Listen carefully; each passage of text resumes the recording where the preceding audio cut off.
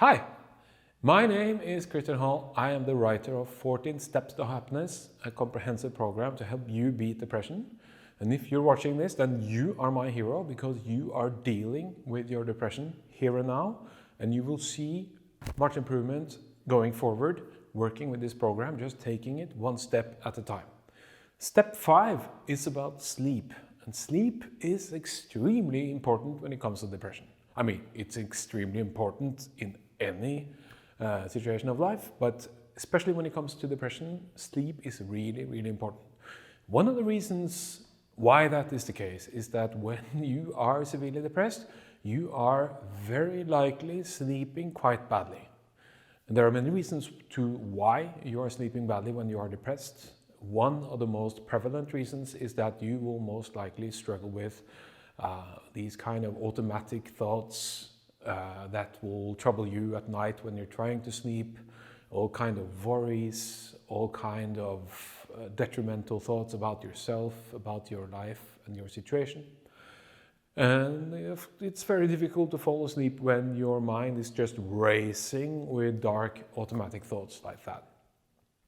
Another reason why depression and sleep are closely connected is that depression both leads to worse sleep, and it's also the case, the opposite, that if you sleep badly, that is going to increase your risk of anxiety and depression. So working with sleep, improving your sleep pattern is really, really important. And in this step, I'm going to tell you what you can do about it. So there are many things that you can do to improve your sleep patterns. One of the biggest topics is something called sleep hygiene. It's a big field. If you go to your medical doctor or if you go to a sleep specialist, he or she will talk a lot about sleep hygiene. Sleep hygiene, one of its important factors is to go to sleep and get up at approximately the same time every night and every morning, even in the weekends. Because if you tend to shift around with the timing of going to bed and the timing of waking up, you are really messing up your sleep pattern. So that in itself is going to be a big help in order to improve your sleep. So go to sleep and get up at roughly the same time every day. That is one important thing. Another important thing is to be aware of what kind of mental state you're in when you go to sleep. Because if you're like me, I've been struggling with insomnia for most of my life. I've kind of fixed it now, or not only kind of, I've really fixed it now by using these techniques that I'm going to talk to you about. This is fairly obvious when you think about it, right? I mean, if you are jacked up, you're really super energetic, or you're stressed out of your mind, or you're afraid, or you're just really, really up in emotions, it's going to be really difficult to fall asleep. So you need to do whatever you can do in order to land for the evening, to become serene and calm. And that might strike you as something really hard to do if you're used to being jacked up and being anxious and really being in a bad state of mind. But there are so many things you can do. And what you need to do is just start paying attention to what sort of activities kind of lets you fall down and calm down. So for me, that would be things like turning off the TV, putting on some calm music that I like, maybe even light a candlestick, take a warm bath, meditate, which is a big thing and it has its step of its own in step 13. So you need to start becoming a detective in your own life about what sort of activities will really work for you. And in general, you want to stay off from screens. You don't want to be watching some kind of horror show or thriller or something at TV. You don't want to be gaming because that's going to give you a lot of adrenaline and other stress hormones. So you want to go away from screens and shift over to sound, music, or just silence in itself. Read a good book, things like this. So you want to do that for maybe 1 hour before you go to bed, because that is certainly going to reduce the level of stress hormones in your system. It's going to make you calm. It's going to make you ready for going to sleep.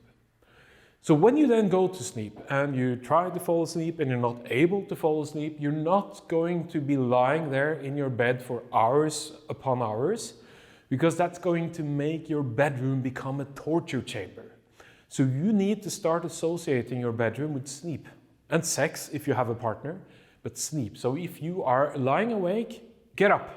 You go out of your bedroom, you put on some good music, you read a book or something like that. You're not allowed to just lie restless in your bed and not falling asleep. That's really important. So all of this is part of sleep hygiene. In order for you to become more aware of what you're doing right and what you're doing wrong when it comes to improving your sleep, you're going to start using a sleep log. A sleep log is a really simple thing. It's a table. You can download it from christianhall.com under resources. And it's only a scheme in which you will fill out the time when you went to bed, the time when you woke up, how many awakenings you had that night, would you rate your sleep quality on a rate of 1 to 5, for example? How many units of alcohol did you drink before you went to sleep? What did you do before you went to sleep? How stressed were you? These things. So it's just a format that's going to help you to become more aware of these things. Now I'm going to give you a secret weapon that I've been using for years, and it really has been the single most important factor for me to basically repair my sleeping pattern, because that's been a mess for most of my adult life. And this little secret trick is sleep meditation and sleep hypnosis. So the good thing about it is that it requires extremely little of you. All you need to do is to find a suitable recording of sleep hypnosis and just listen to it. I have made my recordings.